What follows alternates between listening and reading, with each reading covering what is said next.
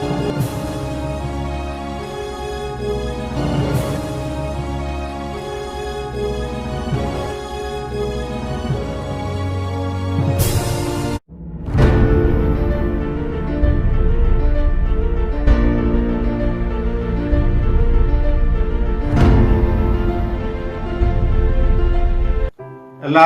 Good morning. നമുക്ക് ഇന്നത്തെ class ആരംഭിക്കാനുള്ള.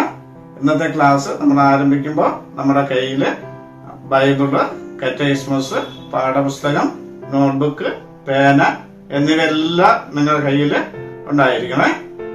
അതോടൊപ്പം തന്നെ നമുക്കിന്ന് ക്ലാസ് ആരംഭിക്കാം. ക്ലാസ് ആരംഭിക്കുന്നതിന് മുൻപായിട്ട് നമ്മൾ എന്ത് ചെയ്യും? നമ്മളെല്ലാവരും പ്രാർത്ഥിക്കും.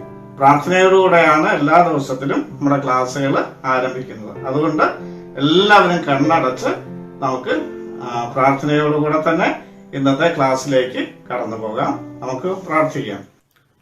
സ്നേഹവാനായിരിക്കുന്ന നല്ല ദൈവമേ, സ്വർഗസ്ഥ പിതാവേ, ദൈവം ഞങ്ങൾക്ക് വീണ്ടും അങ്ങയുടെ പരിശുദ്ധമായ വചനങ്ങൾ പഠിക്കുവാൻ ഒരവസരം തന്നിരിക്കാൻ ഞങ്ങൾ അങ്ങയെ സ്തുതിക്കട്ടെ.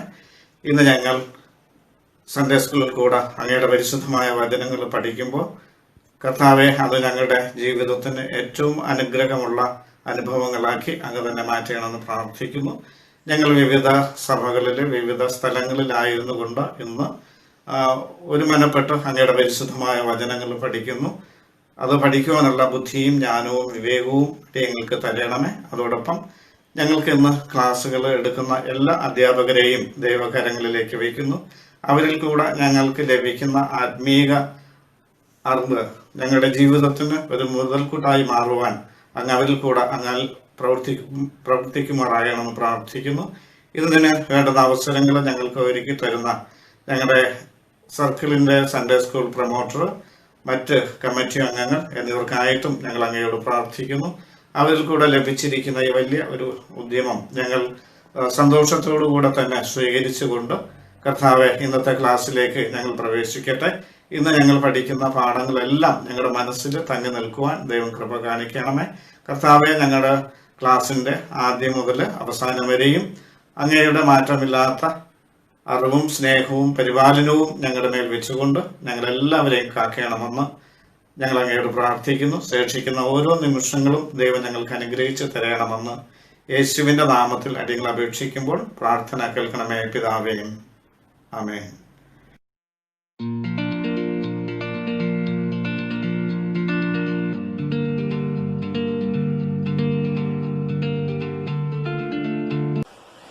ദൈവനാമം മഹത്വമുണ്ടാകട്ടെ. പ്രിയ കൂട്ടുകാരെ, ഇന്ന് നാം പഠിക്കുന്ന പാഠം 12ാമത്തെ പാഠമായ ലൂതറും മറ്റു നവീകരണ നേതാക്കന്മാരെയും കുറിച്ചാണ്. നിങ്ങൾ കഴിഞ്ഞ ദിവസം 11ാമത്തെ പാഠം പഠിച്ചിട്ടുണ്ടായിരിക്കുമല്ലോ. ആ പാഠത്തിൽ നിങ്ങൾ മാർട്ടിൻ ലൂതറിനെ കുറിച്ചാണ് പഠിച്ചത്. ഇന്നത്തെ പാഠം പഠിക്കുന്നതിന് മുന്നേ ആയിട്ട് നിങ്ങളുടെ കയ്യിൽ നിങ്ങൾ പേനയും ബൈബിളും ഒരു നോട്ട്ബുക്കും കരുതി വയ്ക്കുന്നത് നല്ലതായിരിക്കും. ഈ പാഠത്തിൽ നമ്മൾ പഠിക്കുന്നത് മാർട്ടിൻ ലൂതറിനോടൊപ്പം ഉണ്ടായിരുന്ന മറ്റു നവീകരണ നേതാക്കന്മാർ ആരെല്ലാമെന്നാണ്. അപ്പോൾ ആദ്യം നമുക്ക് ഇതിന്റെ ആമുഖം ഒന്ന് പഠിക്കാം, അല്ലെങ്കിൽ നമുക്കൊന്ന് മനസ്സിലാക്കാം. ഈ ആമുഖത്തിൽ നവീകരണ പിതാവായ മാർട്ടിൻ ലൂതർ ജർമ്മനിയിൽ നടത്തിയ നവീകരണം പല സ്ഥലങ്ങളിലും വ്യാപിച്ചു. അതിന്റെ ഫലമായിട്ട് പല സഭകളും നവീകരണ പാത പിന്തുടർന്നു. ഈ നവീകരണ പാത പിന്തുടർന്നപ്പോൾ അതിന് നേതൃത്വം കൊടുത്ത 2 മഹത് വ്യക്തികളാണ് സിംഹ്ലിയും ജോൺ കാൽവിനും. ഈ 2 പേരെയും കുറിച്ച് ചിലപ്പോൾ നിങ്ങൾ നേരത്തെ പഠിച്ചിട്ടുണ്ടായിരിക്കാം, അല്ലെങ്കിൽ നിങ്ങൾ വായിച്ച് മനസ്സിലാക്കിയിട്ടുണ്ടായിരിക്കാം.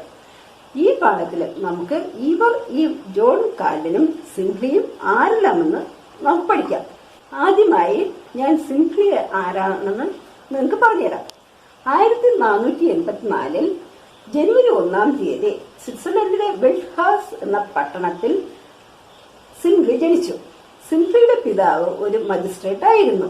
ഇദ്ദേഹത്തിൽ അന്ന് സിംഹ്ലി ബാസൽ സർവകലാശാലയിൽ പഠിച്ച് 1518 സൂറിച്ച് എന്ന പട്ടണത്തിലെ വലിയ പള്ളിയിൽ പുരോഹിതനായും തീർന്നു. ഈ സമയത്ത് ഇദ്ദേഹത്തിന് ഒരു പകർച്ചവ്യാധി ഉണ്ടാവുകയും ആ പകർച്ചവ്യാധിയിലെ മരണഭയം കൊണ്ട് ഇദ്ദേഹം ദൈവഹിതത്തിന് തന്നെത്താൻ സമർപ്പിക്കുകയും ചെയ്തു. കൂടാതെ ഈ സമയം ഇദ്ദേഹം മാർട്ടിൻ ലൂതർ എഴുതിയ പുസ്തകങ്ങൾ വായിക്കുകയും ആ പുസ്തകങ്ങൾ വായിച്ചതിന്റെ ഫലമായിട്ട് ഒരു പുതിയ ആശയം ഇദ്ദേഹത്തിന്റെ മനസ്സിൽ ഉണ്ടാവുകയും ആ പുതിയ ആശയം അദ്ദേഹത്തിന് രൂപാന്തരം ഉണ്ടാക്കുകയും ചെയ്തു. ഈ മാറ്റം സ്വിറ്റ്സർലൻഡിലെ ഹൾട്രിക്കിൽ നവീകരണത്തിന് ആരംഭം കുറിക്കുവാൻ സിംഹ്ലിയെ സഹായിച്ചു. സിംഹ്ലിയുടെയും ലൂതറിന്റെയും ജീവിതത്തിലും പ്രവർത്തനങ്ങളിലും ചില യോജിപ്പുകളും അതുപോലെ തന്നെ ചില വ്യത്യാസങ്ങളും ഉണ്ട്. അത് എന്താണെന്ന് നമുക്ക് പഠിക്കാം. രണ്ടുപേരുടെയും ജീവിതത്തിലെ യോജിപ്പുകളെ കുറിച്ചാണ് ആദ്യം ഞാൻ നിങ്ങളോട് പറയുന്നത്. ഈ രണ്ടുപേരും, അതായത് സിംഹ്ലിയും ലൂതറും കത്തോലിക്ക സഭയിൽ ജനിച്ചു വളർന്നു പരിശീലനം ലഭിച്ച് പുരോഹിതന്മാരായ രണ്ടുപേരായിരുന്നു. അതുപോലെ തന്നെ രണ്ടാമത്തെ കാര്യം എന്ന് പറയുന്നത് രണ്ടുപേരും കത്തോലിക്ക സഭ വിട്ടു പിരിഞ്ഞു. മൂന്നാമത് രണ്ടുപേരും സത്യത്തിന്റെ ആത്മാവ് ഉള്ളവരായിരുന്നു. നാലാമത് രണ്ടുപേരും പാട്ടുകളിൽ ഉത്സാഹമുള്ളവരും കൂടാതെ നല്ല ഉപദേശം നൽകുകയിരുന്നവരും ആയിരുന്നു. അഞ്ചാമതായി രണ്ടുപേരും വേദപുസ്തകത്തെ ദൈവത്തിന്റെ വചനമായും ഇത് ജീവിതത്തിന്റെയും വിശ്വാസത്തിനും അടിസ്ഥാനമായും കരുതിയവരായിരുന്നു. ആറാമതായി രണ്ടുപേരും അവരവരുടെ ഭാഷകളിൽ വേദപുസ്തകത്തെ വിവർത്തനം ചെയ്തു. ഇതാണ് ഈ രണ്ടുപേരുടെയും ജീവിതത്തിലെ യോജിപ്പുകൾ എന്ന് പറയുന്നത്. എന്നാൽ ഈ രണ്ടുപേരുടെയും ജീവിതത്തിൽ, അതായത് സിംഹ്ലിയുടെയും മാർട്ടിൻ ലൂതറിന്റെയും ജീവിതത്തിലെ ചില വ്യത്യാസങ്ങളും ഉണ്ടായിരുന്നു. അതെന്തൊക്കെയാണെന്ന് ഇനി അടുത്ത് നമുക്ക് പഠിക്കാം. അതിൽ ഒന്നാമത്തെ കാര്യം എന്ന് പറയുന്നത്, ഈ മാർട്ടിൻ ലൂതർ എന്ന് പറയുന്നത് മറ്റുള്ളവരെ ആകർഷിക്കുന്നതിന് പ്രത്യേക കഴിവുള്ള ഒരു വ്യക്തിയായിരുന്നു. എന്നാൽ സിംഹ്ലി ആകട്ടെ മറ്റുള്ളവരുമായി യോജിച്ചു പോകുന്നതില് പ്രത്യേക കഴിവുണ്ടായിരുന്നു. അതുപോലെ രണ്ടാമത്തെ കാര്യം, സാക്രമെന്റുകളിൽ കൂടെ പരിശുദ്ധാത്മാവ് പ്രവർത്തിക്കുന്നു എന്ന് ലൂതർ പഠിപ്പിച്ചു. എന്നാൽ സിംഹ്ലി മനുഷ്യന്റെ മനസ്സുകളിൽ നിന്നാണ്, അല്ലെങ്കിൽ മനുഷ്യന്റെ ഉള്ളിൽ പരിശുദ്ധാത്മാവ് നേരിട്ട് പ്രവർത്തിക്കുന്നതിനെ കുറിച്ചാണ് പഠിപ്പിച്ചത്. മൂന്നാമതായി മനുഷ്യന്റെ പ്രയത്നമില്ലാത്ത വിശ്വാസത്താൽ നീതീകരിക്കപ്പെടുന്നതിനെ ലൂതർ ഊന്നി പറയുമ്പോൾ ആത്മീയ ജീവിതത്തിലും രാഷ്ട്രീയ തലത്തിലും പുനർജീവൻ വേണമെന്നതാണ് സിംഹ്ലിയുടെ അഭിപ്രായം. നാലാമതായി സഭയും സർക്കാരും ഒന്നിനൊന്ന് വ്യത്യസ്തമാണെന്ന് ലൂതർ കരുതിയപ്പോൾ സിംഹ്ലി ആകട്ടെ രണ്ടിനെയും യോജിപ്പിച്ച് സർക്കാർ സഭയ്ക്ക് താഴെയാണ് എന്ന് കരുതി. അഞ്ചാമത്തെ കാര്യം, ജന്മപാപം ഒരു രോഗമാണെന്നും മനുഷ്യൻ അതിന് കുറ്റക്കാരനല്ല എന്ന് സിംഹ്ലി കരുതി. എന്നാൽ മാർട്ടിൻ ലൂതർ പറയുന്നത് ജന്മപാപം താൽ മനുഷ്യൻ കുറ്റക്കാരനാണ് എന്നും ജനിക്കുന്ന കുഞ്ഞുങ്ങൾക്ക് തിരുസ്നാനം കൊടുക്കേണ്ടത് അത്യാവശ്യമാണെന്നും ലൂതർ പറയുന്നു. ഇതാണ് രണ്ടുപേരുടെയും ആശയത്തിൽ ഉള്ള വ്യത്യാസം. അതുപോലെ രണ്ടുപേരുടെയും പ്രവർത്തനത്തിലും ആശയങ്ങളിലും ഉള്ള വ്യത്യാസമാണ് നമ്മളിപ്പോൾ പഠിച്ചത്. അടുത്തതായി നമുക്ക് സിംഹ്ലിയുടെ നവീകരണ പ്രവർത്തനങ്ങൾ എന്തൊക്കെയാണെന്ന് പഠിക്കാം. ഒന്നാമതായി സൂരിച്ച് പട്ടണത്തിൽ ചീട്ടുകൾ വിൽപ്പന നടത്തിയ ബെർണാഡ് സാംസനെ സിംഹ്ലി വിമർശിച്ചു. രണ്ടാമത്തെ കാര്യം, വിശുദ്ധന്മാരോടുള്ള പ്രാർത്ഥനയെ എതിർത്ത് സംസാരിച്ചു. മൂന്നാമതായി മക്കൾ നടത്തുന്ന വഴിപാടുകളിലൂടെയാണ് മരിച്ച ആത്മാക്കൾക്ക്, അല്ലെങ്കിൽ മരിച്ച ആളിന്റെ ആത്മാവിന് മോക്ഷം ലഭിക്കുന്നതെന്ന് ഒരു വിശ്വാസം ആ കാലഘട്ടത്തിൽ ഉണ്ടായിരുന്നു. ഇതിനെയും സിംഹ്ലി നല്ല രീതിയിൽ തന്നെ വിമർശിക്കുകയുണ്ടായി. ആ കാലഘട്ടത്തിൽ സഭ അത്തരത്തിലാണ് പഠിപ്പിച്ചു പോന്നിരുന്നത്. കൂടാതെ ദൈവാലയങ്ങളിൽ വയ്ക്കുന്ന പടങ്ങൾ, വിഗ്രഹങ്ങൾ എന്നിവ വിഗ്രഹാരാധനയ്ക്ക് പ്രേരകം ആകും എന്നും അതിനാൽ ഇതെല്ലാം മാറ്റണമെന്നും അദ്ദേഹം അഭിപ്രായപ്പെട്ടു. 1523 സിംഹ്ലി പ്രസിദ്ധീകരിച്ച ചെറിയ ക്രൈസ്തവ ആമുഖം എന്ന പുസ്തകത്തിൽ നവീകരണ അടിസ്ഥാന തത്വങ്ങളെ അദ്ദേഹം വെളിപ്പെടുത്തി. സിംഹ്ലി ആരംഭിച്ച നവീകരണ പ്രസ്ഥാനം സ്വിറ്റ്സർലൻഡിന്റെ പല ഭാഗത്തും വ്യാപിച്ചെങ്കിലും കത്തോലിക്ക സൈന്യത്തിന്റെ സഹായത്താൽ അദ്ദേഹത്തെ എതിർക്കുകയും ഒരു യുദ്ധത്തിൽ അയാൾ മരണപ്പെടുകയും ഉണ്ടായി. ഇതാണ് സിംഹ്ലിയുടെ ജീവചരിത്രം. സിംപ്ലിയുടെ ജീവിതവും നവീകരണ പ്രവർത്തനവും ആണ് നാം ഇപ്പോൾ പഠിച്ചത്. കൂട്ടുകാർക്ക് ഇതെല്ലാം മനസ്സിലായിരിക്കും എന്ന് ഞാൻ വിശ്വസിക്കുന്നു. അടുത്തതായി നമുക്ക് പഠിക്കാനുള്ളത് ജോൺ കാൽവിനെ കുറിച്ചാണ്. 1599 ജൂലൈ മാസം 10-ാം തീയതി പാരീസിൽ നിന്ന് 60 മൈൽ ദൂരെയുള്ള നൊയാൽ എന്ന പട്ടണത്തിലാണ് ജോൺ കാൽവിൻ ജനിച്ചത്. കത്തോലിക്കക്കാരനായ കാൽവിൻ വളർന്ന് പട്ടത്വം സ്വീകരിക്കുവാൻ തീരുമാനിച്ചു. എന്നാൽ പിതാവിന്റെ ആഗ്രഹം തന്റെ മകനെ ഒരു വക്കീൽ ആക്കാനായിരുന്നു. അതുകൊണ്ട് കാൽവിൻ ഓർലിയൻസ് സർവകലാശാലയിൽ നിന്നും ബോവർക്കസ് സർവകലാശാലയിൽ നിന്നും നിയമം പഠിച്ചു. വേദപുസ്തകം വായിക്കുവാൻ വളരെ താല്പര്യം കാണിച്ചിരുന്ന ഒരു വ്യക്തിയായിരുന്നു ജോൺ കാൽവിൻ. കൂടാതെ ലൂതറിന്റെ ചിന്തകൾ മനസ്സിലാക്കി ലൂതറിന്റെ പുസ്തകങ്ങൾ വായിക്കുവാനും തുടങ്ങി. ഇദ്ദേഹം മാനസാന്തരപ്പെട്ട് ഒരു പ്രൊട്ടസ്റ്റന്റ് ക്രിസ്ത്യാനിയായി മാറുകയുണ്ടായി. 1535 ക്രിസ്തുമതത്തിന്റെ നിയമാവലി എന്ന പുസ്തകം പ്രസിദ്ധീകരിക്കുകയും ഇത് അദ്ദേഹം പല സ്ഥലങ്ങളിൽ വിറ്റഴിക്കുകയും ചെയ്തു. ഈ യാത്രയിൽ ജനീവയിൽ വെച്ച് അദ്ദേഹം ബാരൻ എന്ന ഒരു വ്യക്തിയെ കണ്ടുമുട്ടി. എന്നാൽ ജനീവയിലെ ജനങ്ങൾ രണ്ടുപേരെ എതിർക്കുകയുണ്ടായി.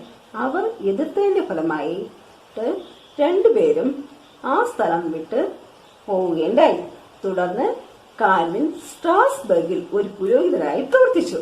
1540 ഐഡലിറ്റി ബ്യൂറോ എന്ന വിധവയെ കാൽവിൻ വിവാഹം ചെയ്തു.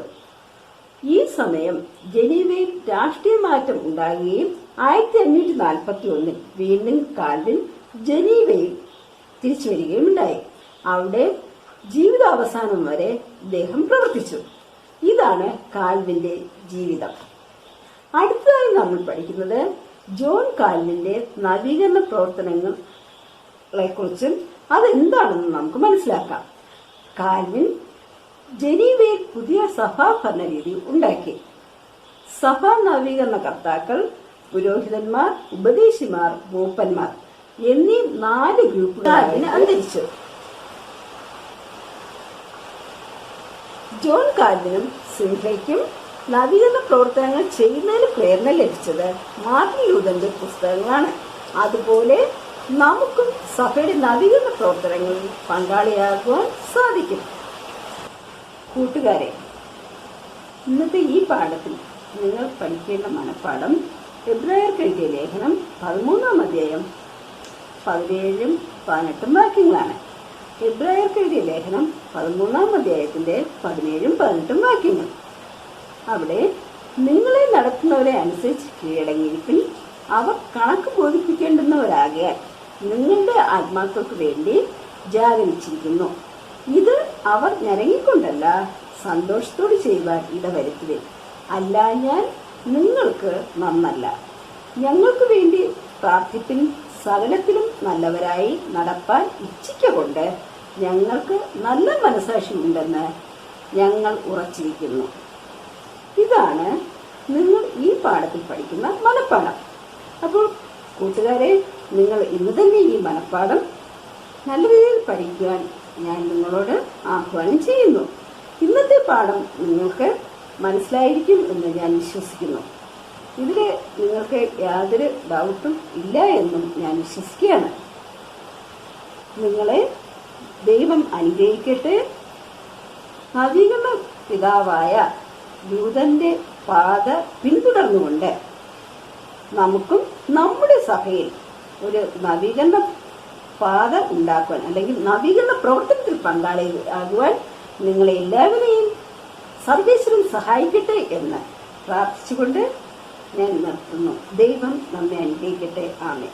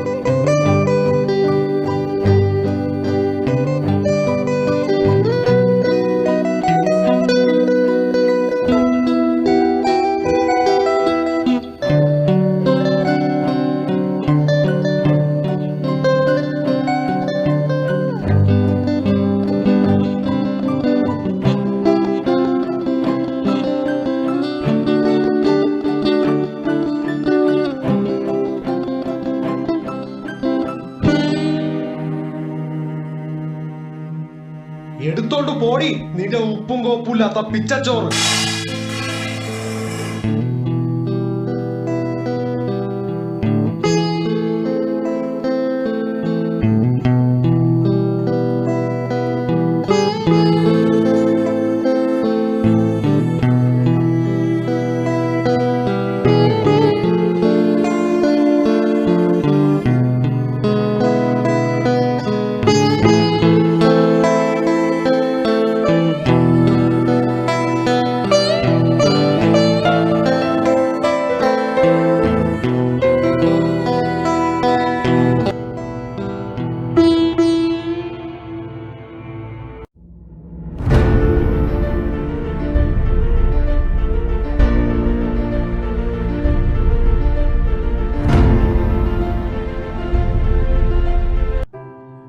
എൻ്റെ എത്രയും സ്നേഹമുള്ള കുഞ്ഞുങ്ങളെ, 12ാമത്തെ പാഠം നിങ്ങൾക്ക് ഏറ്റവും പ്രയോജനമായിരുന്നുവെന്ന് വിശ്വസിക്കുന്നു.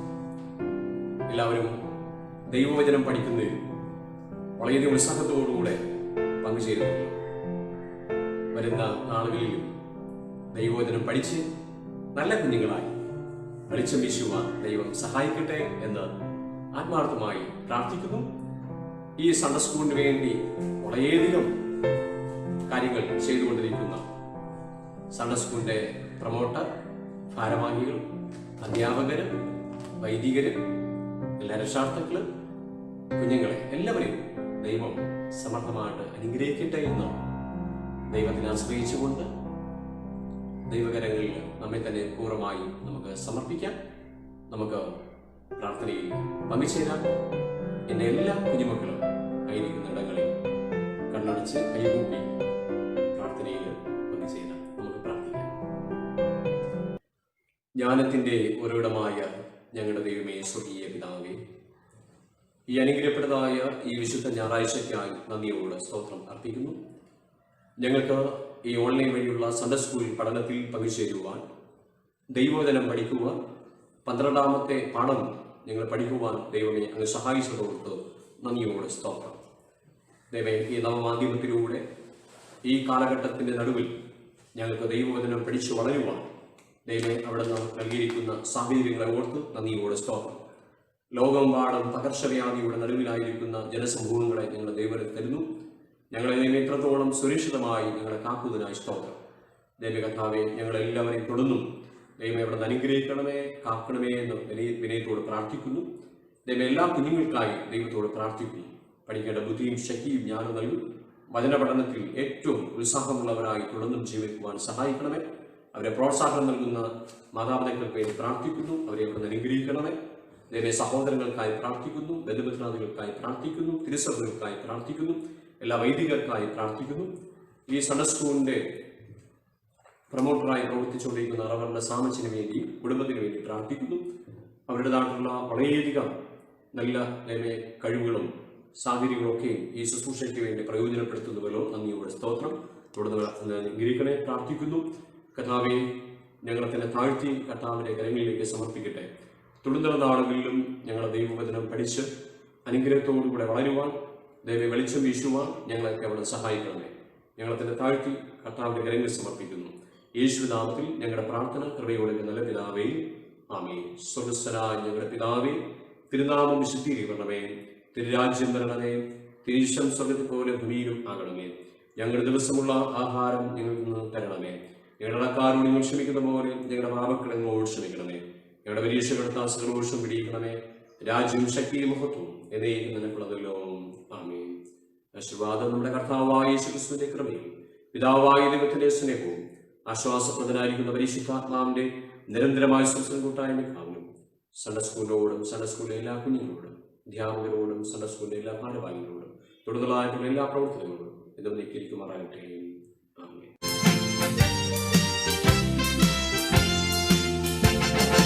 Walking with Jesus, walking every day, walking all the way, walking with Jesus, walking with Jesus today, walking in the sunshine, walking in the rain, walking every day, walking all the way, Walking in the sunshine, walking in the rain, walking with Jesus today.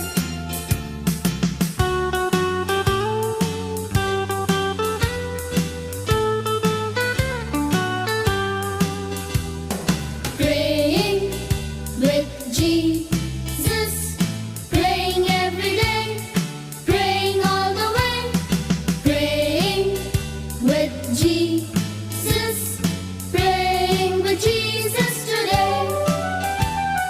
Praying in the sunshine, praying in the rain, praying every day, praying all the way, praying in the sunshine, praying in the rain, praying with Jesus today. Walking in the sunshine, walking